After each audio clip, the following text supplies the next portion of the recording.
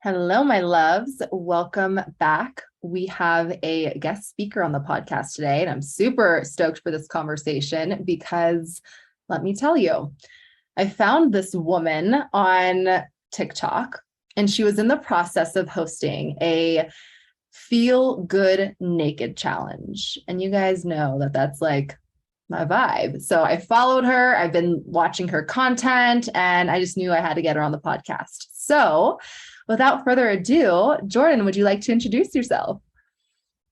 Yes. Thanks for having me, Sarah. Hey y'all, I'm Jordan Gomez. You can call me Jago. I am a health and life as well as confidence coach. I have my own podcast called Confidently Uncomfortable, which you're going to get to see Sarah on soon. And yeah, like she said, I help women and people feel confident in their skin and just fully embody who they are from the inside out. So yeah, I'm happy to be here. Yay. Okay, so talk to me about your journey because I'm totally in the dark. Like, how did you get into doing this work?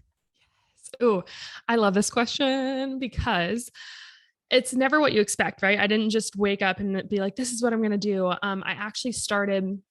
I went to school at UNC Chapel Hill and I went to school for exercise and sports science. And while I was there, I started teaching group fitness classes. And I started to realize the impact that you can have on a group of women in that way.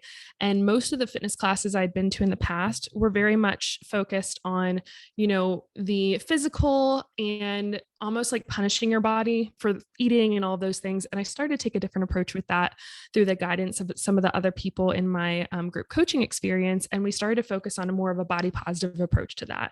And I started to see how that impact when you're approaching change, when you're approaching like your body, whether that's physical movement or even your mindset, coming from a place of love, positivity, and acceptance is so much stronger than coming from a place of negativity, shame, and putting yourself down. And so that's kind of how I started to do that. I went into personal training and I really wanted to make an even deeper impact more than just the physical, which that is such a key component, but it wasn't everything. So I started my own business.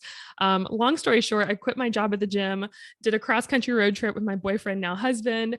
And out of that trip came the fruition of my business called Jago Fit, where it started out as more fitness and now it's really shifted into the mindset and confidence coaching because I realize at the root of everything, confidence needs to be there. Whatever you want to do, wherever you're at, you need to feel confident in your skin. And so I've continued to do that and been very vulnerable with my own journey because I feel like we need more of that in this industry. I'm sure you know that just scrolling on social media, it's Oh, yeah. crazy. So being able to, show my own journey, show my own vulnerability, show my own, mindset struggles that come up and then helping coach women through them because I think it's crazy to approach something as a coach and act like, okay, I'm here now, you all need to get this level, when it's really no, we're all rising up together. And that's really my goal as a coach and why I'm here. I love that so much. Just like releasing all the pedestals. Like I honestly have chills about this because I feel like this is something that it's unraveling, like the whole pedestal, like this person's above me, and that vulnerability and authenticity is so powerful and desired. Like people want to know the real fucking you. Like, they don't Mhm. care if you're like, they would rather you not have your total shit together and be an actual human than be like this perfect standard of a human that's just impossible to actually achieve. So true. I was told a long time ago when I was first starting that I needed to be professional, that I couldn't get tattoos. Y'all will find out I have tattoos all over my body now. And, realizing that that is what people want. They can tell when you're being real and authentic. And it's something that I work at because even when I actually just did a podcast episode on this, on like wearing a mask, and it's like we all naturally do it. So it's just a matter of constantly checking in and being like, is this me really showing up as who I am? Or am I doing this for someone else or something externally? So it's something I'm still working on right now. And it's really why I actually started the Feel Good Naked Challenge as well. Yeah. Oh, I love it. Okay, so talk to me about the Feel Good Naked because what was like the inspiration and like if you want to share what came through for you during that. And it was Yeah. 30 days, right? Yeah, so it was 30 days. Okay, so the challenge came from turning 30. It was Oh, my 30th birthday this past May. And there's all this pressure associated with your age. And I remember thinking, like, wow, I started off my 20s feeling so uncomfortable in my skin, always comparing myself to others, especially in the fitness industry. I was thinking, I'm not the right size. I wasn't petite, that petite, lean figure that you would think for a fitness instructor. And I didn't want to bring that level of insecurity into my 30s. So I told myself, I'm leaving that in the past. I'm going to start this Feel Good Naked challenge and get super vulnerable and inspire others to do the same, hopefully. So it's interesting because I always do this and I never know what to expect of it. And I tell people that, like, hey, y'all, I don't know what's going to happen from this. And I just came up with things throughout the challenge, and then certain ones would come out of it. So I actually have the list pulled up, luckily.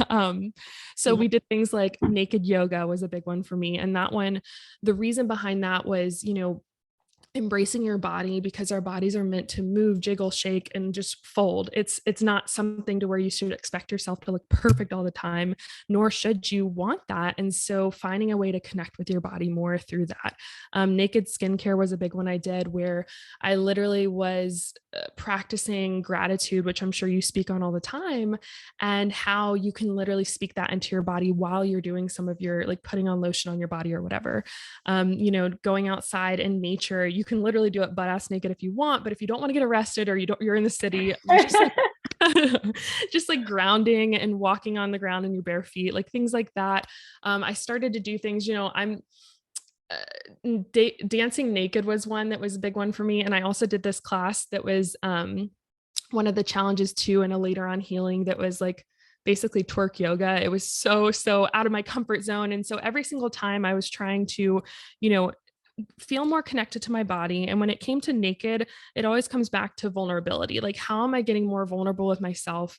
And one of the hardest ones that I'll never forget was the mirror work that I did, where I went into this, experience of, I got completely naked in front of my mirror and I sat down, already awkward in itself.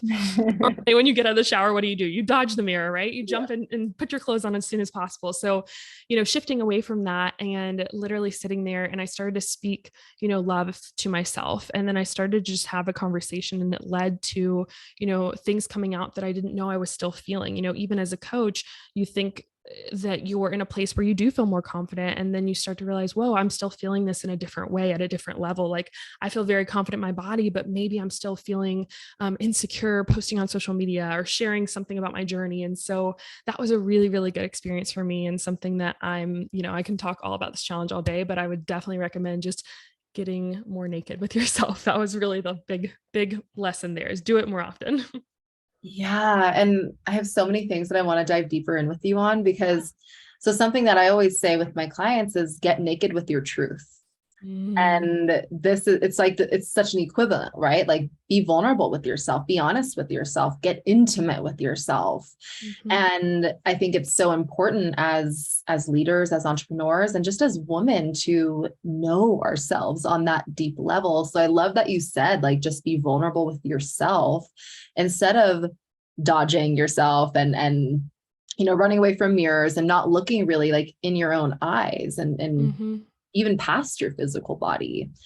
And something that I had a big realization on, I know we both went and did a lot of traveling lately, so I'm excited to hear about that too. But when I was in Europe, I realized that the entire time that I was traveling alone, and I'm using quotation marks right now, you guys, because I realized once I was in Rome, which was my last destination, that I was by myself, but I was not being with myself. I was still distracting. I was still scrolling on social media. I was still watching Netflix. I was still always doing. I was doing with myself, but I had never actually been with myself. So I took 25 minutes to, like, shut off the lights and sit in silence and darkness and just be with myself. And I will tell you that I developed, just in those 25 minutes, a really, really just a new understanding of who I am. So powerful.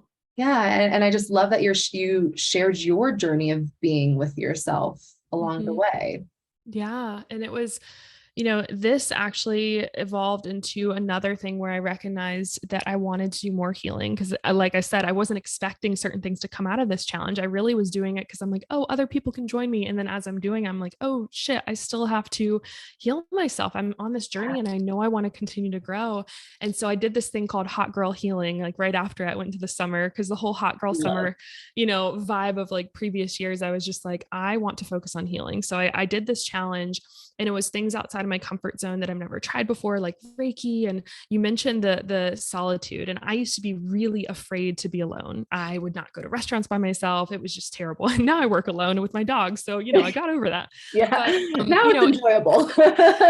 Good point. You made a good point of like, even if you are alone, we're in a constant state of distraction, especially the way the world works now. I audit my girls' activities, my clients, and their screen time is crazy high. And so is mine. And so starting to be more intentional and aware of that is huge. And like you said, starting to be more focused on, okay, well, I want to actually be, with myself in solitude. And something that really helped me was I did, I don't know if you've ever done this, like the float tank therapy, sensory deprivation. Oh my gosh. Yes. The sensory deprivation.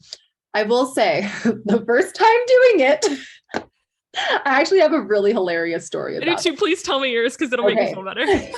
So also I will say I'm a people pleaser. So like that mixed with being very uncomfortable. So I'm doing the sensory deprivation. I'm in float tank and I'm not comfortable. I can't get comfortable. So I decided to try to turn the lights off, because they had like the it's like a little nightlight.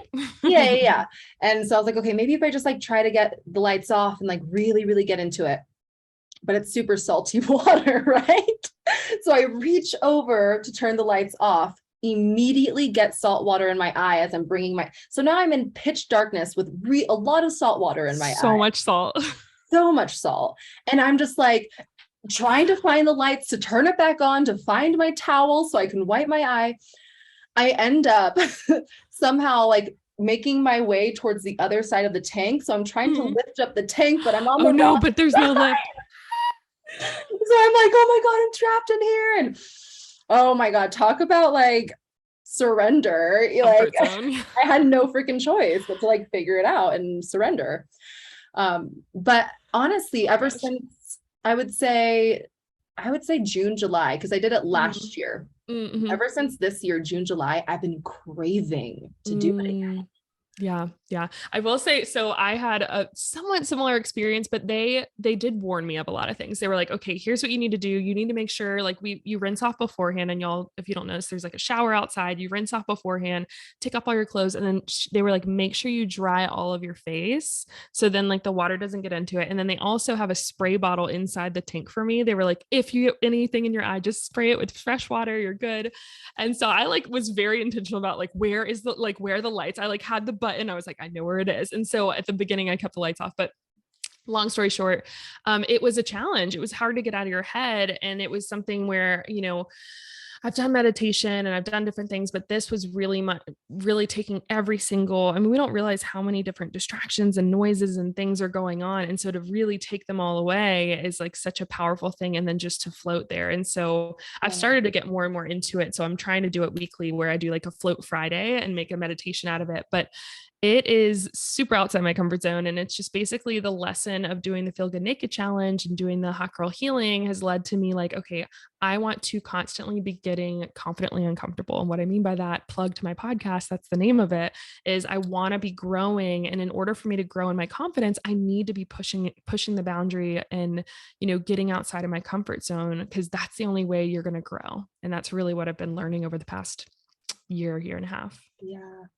Oh my God, we can have that's even a bigger conversation too, that we can probably have on your podcast, because that's the theme of it. But I could not relate more. This is something that it's finding your edge and being willing to expand it. And I've been talking a lot about this with my friends, my boyfriend, my clients. It's like, when you're willing to do something on a weekly basis that expands your edge, not only are you willing, you're going to live a fuller life.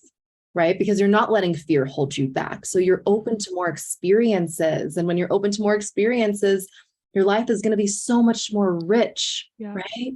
Mm-hmm. And then on top of that, you build so much trust with yourself.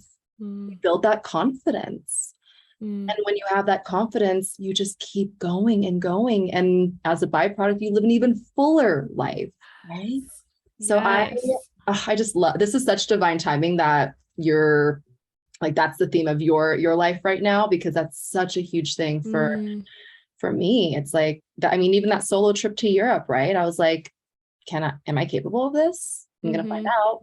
And now I know I am. It's the best though. I think traveling, and I could do a whole thing on this too, is like with traveling is, you know, you're having to do things and not everything is in your control. And you might have the people that travel. I am not type A. I like don't have a plan when I travel, but if you do have a plan, even if you make a plan, it's not all going to go according to it. So you have to learn to release and let go and allow things to come. And I actually just wrote a post on this like right before this call, which is so funny. So I'm doing a little like trip recap, and it's just about like this level of like, why do I like to go places without a plan? And, you know, very tentative as far as my plans go. And the reason is it really, really helps me remember that if I just trust that things are going to fall into place, they will. And again and again and again, and it does. And it doesn't mean you don't hit speed bumps, but I've found that the more that I work that trust muscle with God, with the universe, I'm able to recognize even when a speed bump comes up in my life, I don't see it as this huge mountain obstacle. I see it as more as like, okay, here we go. Let's get through this again, because we've done something like this similar. And that is something that's so important. So it's not about, you know, feeling confident and then the rest of your life being perfect and everything being easy. It's about you just get stronger and stronger mentally, physically, emotionally, to where when everything's come up, they're not going to fully rock you off and make you not feel, you know, confident in who you are anymore. People could say shit to you or make fun of your outfits or make fun of you for making stupid videos on TikTok. And it doesn't matter. You're going to keep showing up because you know that ultimately, if you're aligned with who you are, that's what matters. And that's really what I've been releasing for so long. And it feels really good. And I know you're helping your clients do the same. Yeah. And I'm like, I got chills. I have so many chills, because you're right. Like, it raises your tolerance for uncomfortability. And I know the people listening here, they want a big life. They want a big, bold life. And maybe they're already creating it, or maybe there's some fear holding them back. And, you know, what Jordan is alluding to is like, do hard things. Yes, exactly. Because they will expand your limits. You will build that trust muscle, and like, you'll just develop this tolerance for challenges, like you just said. And it's so true. When I was in Europe, I felt like there was these small things, like when you're traveling in a foreign country, small things feel like fucking catastrophe. Oh yeah. Everything, every action, getting breakfast, literally anything. All of it. And it's really cool to just witness yourself in hindsight, how you navigated it. And then you have this new sense of like, oh my God, like, if I can do that, I can fucking do anything. Like, I'm fine. Exactly. It's so true. It really does. It's so funny you said that, because I mentioned earlier, like I quit my job and did a cross country road trip with my boyfriend and husband. So Tom, my husband, we did that, didn't have much of a plan. You know, that did lead to us having to figure stuff out, maybe some arguments on the way with the like 16-hour road trips ahead. But it led us to seeing like, hey, this is fun. We can do this. And then the next thing we did was like, we got married and, you know, put our shit in storage and went to Thailand for a month, and we had very little plan with that. And then the next one was like this plan. And so we realized that it's like, you know what, it works itself out and it's fun. And it's some people, it might not be their jam, and that's okay. But I've started to recognize that I need that in my life. And so I try and do things in that way where I'm like, okay, this is the outline. God, universe, you fill this in, you fill in the blanks, because I can't plan everything. First of all, I'm just not a planner and it stresses me out, but I've been able to release that more and more. And it's something where if you're struggling to release that, and if what I'm talking about is literally freaking you out, I would recommend, if you're listening to this, maybe start with something a little bit less, like maybe just weekend plans where you're just like, okay, I've been wanting to try out this new city or this new whatever, and just kind of go and allow things to happen, or go with your gut and be like, which way should I go? And it sounds kind of weird, but if you treat it like it's almost like a scavenger hunt, and you can tap into that inner child and make it feel fun again. And that's really what I want my life to be every single day. I love that. And holy shit, Jordan, we are like such a mirror. So my boyfriend and I, we did van life for 2.5 months together. We also went to Thailand for a month together. Yes. So that's wild. Yeah, we were definitely this was meant to happen. Yeah, this was meant to happen.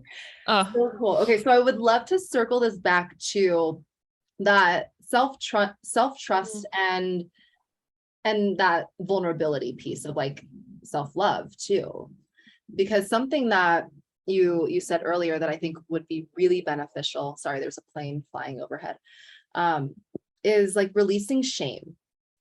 And this is a big conversation because it's like there's a lot of unlearning of who you're supposed to be, what you're supposed to look like, how you're supposed to act. Like you mentioned the whole tattoos things, right? Like my fuck you, I'm over you corporate was I'm gonna go get finger tattoos, right? But I had to release a lot of shame around that because it's a lot, right? We're deeply programmed to kind of be ashamed of ourselves or be shameful of a certain look, certain act, etc. So I'm very curious what your journey has been like with releasing shame, and then maybe some tangible tips on how the person listening to this can start to release that shame. Ooh, I love this topic. I think it's something we don't talk about enough. So I'm really glad you're bringing it up. Personally, I think as women, we grow up with a lot of shame with just always feeling wrong. No matter what we do, we feel like we're the wrong size or our hair is too much or not enough. And with everything, it's either too much or not enough. And I know you guys have heard this story 1,000 times, but it's true. And so, people know that, and you're probably listening and you're like, yes, I know that. I always feel like that, but maybe you're struggling to release that shame and judgment. And that was something that it does take time. Because if you think sitting here right now, listening to this, how many years have you gone maybe not loving your body or not feeling confident in your skin? Or have there been narratives told about yourself of who you are? Maybe you're not smart enough, or maybe, you're not capable of this or something like that, whether you've told it yourself time and time again, or someone's literally said that to you, those stories stick into our heads. And so it's going to take time to release that.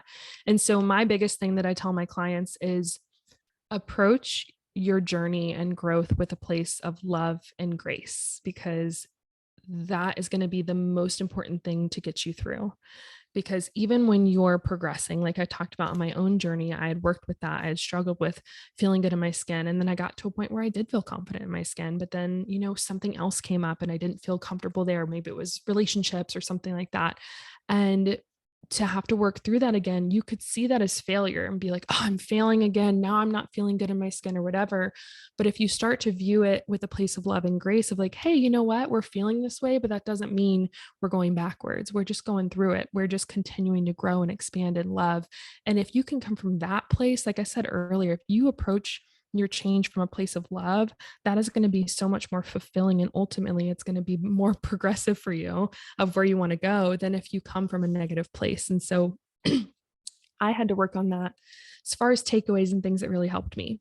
Number one would definitely be connect with yourself more. So if you're constantly looking for affirmation outside of yourself, whether it's from like likes on Instagram or people telling you how amazing you are, y'all, my love language is words of affirmation. So I totally love, like, tell me I'm beautiful, tell me I'm amazing, tell me all the things. However, if you don't fully believe that within yourself, you're not even going to be able to receive those things. Right. And again, we can do a whole podcast on that, but I had to learn to love myself. I had to learn to connect with myself, even with my partner of like 14 years now. I had to go through a period of really learning to love myself because I wasn't even receiving what he was telling me about myself.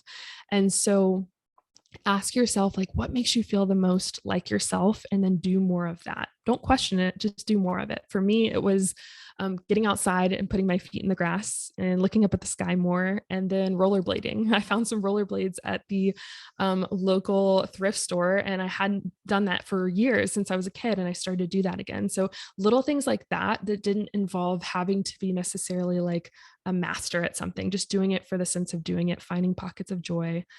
So to connecting with yourself more. And then the next thing would be breaking up with that negative thought pattern. Like I said, it takes years and continued practice, but it works if you're very intentional about just being aware of what we say about ourselves, whether it's internal dialogue or how we speak about ourselves to others. And if you can start to break that up, that's going to be huge. I think I don't want to throw toxic positivity at anyone listening to where you're just supposed to be like, you love yourself, you're confident, or start reading random affirmations. If you can start to just be aware of it first, that's going to be the first step, and come from a place of releasing judgment. So when it does come up, I literally do this with my clients. They're called like automatic negative thoughts, or ants. So when the ants come up, instead of immediately letting it snowball, stop yourself in your tracks. So I literally tell people to go skirt and like stop yourself in order to, break that current pattern that's coming up. And it might feel a little bit weird, but that's the point. That's how we're going to break up with it. And that is a really good way to start to break up the tie between your self-worth and maybe some physical attributes or thing that you're not being nice about, because you're so much more than just, the physical. And so if you start to realize that can really help to break up with the negative thought pattern. Last thing would be, focus on what you love about yourself. And that's a big one for me. Is it's really easy for us to see the flaws when we look in the mirror. It's really easy for us to belittle things about ourselves. Even if we do, receive a compliment or a win or something amazing, very quickly, I see us as women just water it down and belittle it like that wasn't a big deal or whatever. And I want you to learn to celebrate yourself more, and almost like in a weird way, like to where the smallest thing you're like, oh my God, I drank all my water today. Like I made my bed this morning. Like that sounds dumb, but it's not, because like you deserve to celebrate all of these small wins along the way. And it's okay if on times that you're not able to necessarily know what you love about yourself, because some days I struggle to think of, 3 things, but you can ask someone, you can text your best friend or your partner and be like, hey, like, what are 3 things you love about me? Like, just do it. I ask for affirmation all the time. And I know that I also need to work on myself, but in that moment, I might need to ask for that affirmation. That's okay. And then finally, just go naked more often. I think you talked on this already, but it's so important in order to connect with yourself more, to start to be more vulnerable. So whether that go naked is physically getting and being naked in front of yourself more often, yes, please. But also just being more vulnerable with yourself and connecting with the truth of like, how am I really feeling right now? And taking time to slow down and check in with yourself is going to be really key in that whole expansion for sure. That's so powerful. Something that super stood out was the pockets of joy. Because I know there's a lot of women listening to this who are in business for themselves. So they're high achieving women, right? And I know as a high achieving woman, how challenging it can be to prioritize your joy and your pleasure and doing things that are outside of your building your business and the money making activities, to actually like do the things like sit in front of a mirror and get vulnerable with yourself, or rollerblade. I love that you started rollerblading. Or like doing those things like taking 5 minutes to be with yourself, like those pockets of joy. So my question for you is, one, what was your, like, because I know you're also in business for yourself. So was it something that came natural to you to prioritize those pockets of joy, or is it something you had to really consciously choose to do? When I went into business, I was very much around the time of hustle culture. Like the slow living was not a thing. It would have been called lazy, for the record. If you weren't waking up before 5 a.m., you didn't care about your goals and your dreams. And that is what it's kind of like I went through that stage with my fitness of like the Pinterest era where you're reading like nothing tastes as good as skinny feels or that bullshit. Same thing happened in the business industry where we're getting constantly bombarded with the fact that like you shouldn't sleep on your dreams and like you shouldn't slow down and hustle, and like if you really care you're going to show up all the time 110%, and it's such bullshit. Like that's why so many people are burnt out, especially people that are running their own businesses. And I honestly, no, it didn't come naturally. It came me hitting a wall. It came to me getting super, super burnt out. And the thing is, Sarah, was I started my business at a really crazy time where my husband was going to school full time. And basically I became the sole income for our household. And so not only was there the pressure of showing up for myself, it was like, hey, we got to pay the bills, and like we got school stuff happening on this other end. So I fully took on this masculine, and I know you talk about this a lot with the feminine energy, is like I took on that space because I thought that that's what I had to do in order to succeed. I thought, okay, I'm going to put any of my like feminine urges, feelings, natural inklings in a closet. I literally put them away. I felt like for multiple years, and I was just going all in, way harder than I needed to, all nighters. It was like never enough. And I made good money, y'all. It's not, the thing is from the outside, I was succeeding. I was making the 10K months and everything that everyone talks about, but ultimately it wasn't sustainable. It's like doing a crash diet, but it's a crash business course, and that's not sustainable for you.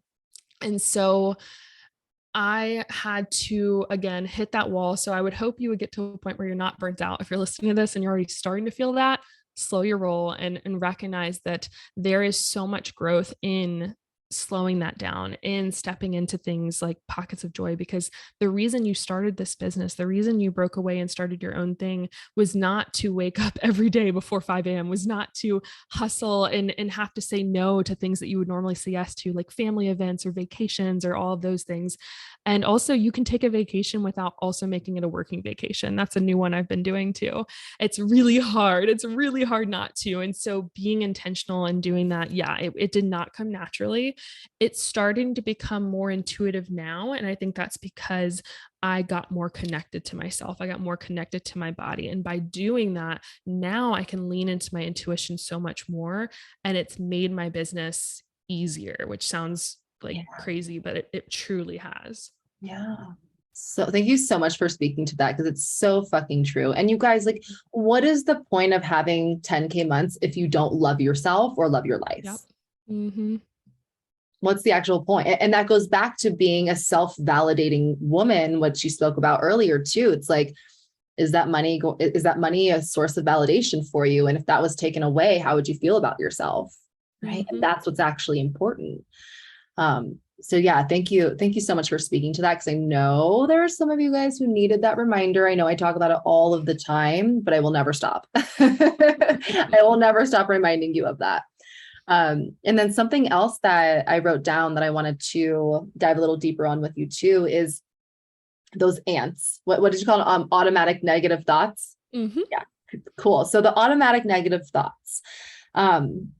What I will share from my experience too is that our brains are literally designed to seek the bad.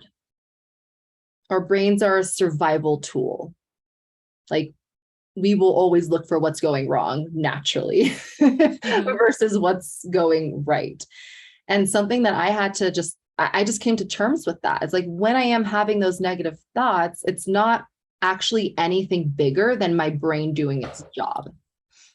And so if you just expand that consciousness a little bit of like, oh, like, okay, my brain's just doing its job here, instead of judging yourself or shaming yourself even more for having a negative thought, right?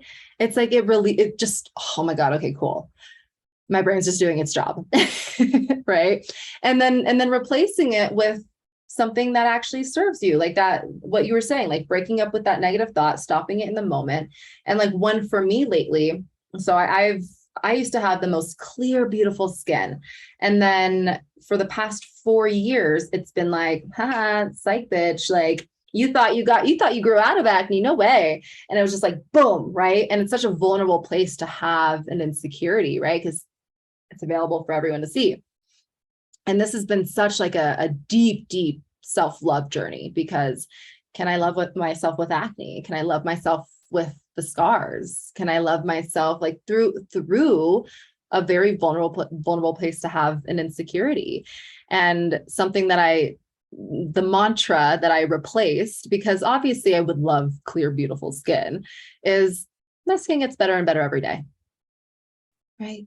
So right in that moment where, because it's hard to get on board sometimes with like, I have clear, beautiful skin. Like, okay, but I don't, right? Like, I see there's this right here. Like, that's a lie. Versus something like, my skin gets better and better every day. I don't have to worry about it. Right. It's like replacing that, like, oh, fuck, my scars look really red today. And just replace it with something that like feels at peace in your body. Mm-hmm. That's a huge one. I did a whole podcast on bridging affirmations where you take the affirmation that maybe you would love to get to the point of saying like, I have beautiful skin. I feel confident in my skin. I feel beautiful, or I am beautiful. But right now, maybe you're not super connected with that. And like you said, that the ants, the automatic negative thoughts come up and they almost stop that affirmation in its tracks. So you start to say, I have clear, beautiful skin. And then your negative thought goes up. Nope, no, you don't. Look at your face right now, blah, blah, blah. And then that leads to more negativity. So is that affirmation really helping? Probably not. But if you start to do something that feels more attainable, like your skin is getting clearer and clearer every day, your body literally will believe that, and that will come to fruition. And that's the important thing about like our words are so powerful because our minds are so connected. And like you said, seeing that our brain, that's the other thing. And like you said, with the negative thoughts that are coming up, I've started to realize I've called them like our inner mean girl thoughts. And then I started to talk about how it's honestly not like our inner mean girl trying to be out like mad at us. It's our inner child who's hurt, who's turned into this inner mean girl because of what she had to experience and go through. And it's a way of thinking like, I'm protecting you when you have to go through this healing journey and release and be like, hey, guess what? We don't need that level of protection because we're okay. We're okay here. We can grow here. We can learn from this. And so I love, love, love this topic so much. And I think it's really powerful. And I love that you used yourself as an example because that's what I do too. So that's awesome. Oh yeah. Yeah. We're living the work, y'all. Like this is like, I think, did we even talk about this while we were recording or not? But like taking off the pedestals. I don't know if we hit record or not. I can't remember. I can't either. But yeah, like taking off the pedestals, like we're not perfect just because we're educating, coaching, healing. The expectation is not to be perfect. It's like, it's so much more powerful and desirable when you're just fucking real. Yep. And I mean, that's an unlearning and a relearning of itself, right? Because we think that to be a quote unquote leader, it means that you've got it all figured out. And nope, not anymore. Yeah. And if you guys are currently putting coaches on the pedestal and you're seeing them as perfect and they're presenting themselves as such, I would definitely just take it at the grain of salt and recognize, no one's perfect, and, release that. And you start to get in the rooms with these people and you start to realize like, they're no different than me. And so that's really a big shift personally I took with my business is fuck how many followers someone has. Like that literally doesn't mean anything either way. It's really about getting to know the person. And when I started to do that, I was no longer intimidated by any of that. And it's just so funny because I started to just step into myself and have these conversations with these people that maybe someone might see as intimidating. And I just saw them as human. I think we're all human. We're all, no matter where you're at on your journey, don't be afraid to talk to someone. Like y'all can literally shoot me DMs. I'm totally fine with that because I know what it was like when I first got started, and I know you do too. And so instead of, trying to put people on pedestals, start to see that like we're all on this journey together. We're all constantly healing and growing and expanding. And it's a beautiful thing called life. So just be here for it. And that's what I'm learning. Oh, I love it. Be here for it. So good. Okay. I would love to talk about where they can find you, where you like to hang out the most. And if you have anything that you are offering that they could go and sign up for, they could work with you. If you want to talk a little bit about that. Yeah, absolutely. So you guys can definitely follow me on Instagram and TikTok. So Instagram, I'll give it to you, of course, but like Jago Fit Life is my Instagram, and then Exo Jago is my TikTok because I'm really shifting into that self-love. And as far as things that I offer, right now I have something called Body Confident Blueprint. So it is my signature coaching program where once you're in the universe for life. You get to go through and learn how to feel confident in your skin. And it's not just focused on, health and fitness. It's really diving into the mindset thing. So if you are realizing as we're talking that some of those things are coming up for you, that's really what I can help with. And I would love, love, love to work with you, but I also want to make sure it's always a good fit. So if someone wants to do something a little more self-paced, I also have a course called Busy BCB, which is for, the busy, possibly, boss babe who is, wanting to get and understand these concepts without necessarily that high touch coaching component. So if you message me on Instagram or TikTok, I can absolutely see what's best for you. But yeah, there's definitely something out there for you. So good. And you guys, just a reminder too of what we said earlier, like prioritize your self-love and your healing. I know it's really easy to get sidetracked with the money and the success, but what is the money success without self-love? So yeah, this has been such a beautiful conversation. This is definitely meant to happen. I'm so happy I listened to my intuition. I was like, hi, want to come podcast with me? It's perfect. I loved it. Awesome. All right, my dear. Any last words that you would like to give my audience? Oh man, I definitely love what you said about, showing up for yourself, and sometimes your healing comes first. Coming from someone who tried to go into the hustle before I healed, I want to tell you that it's okay to slow down in order to speed up down the road. And so if you are feeling some kind of resistance, it might be that's exactly what you need, is to sit down and heal and spend some time with yourself. And that doesn't mean you're behind. It just means you're getting one step deeper into your journey. So thanks, guys. So beautiful. Deeper instead of, it's like the pull back before you spring forward. Yes, exactly. I love it. All right. Well, my loves, I hope you enjoyed this episode. I know I really enjoyed this conversation. And we're going to be hopping off and recording on Jordan's podcast now. So make sure you go listen to that as well.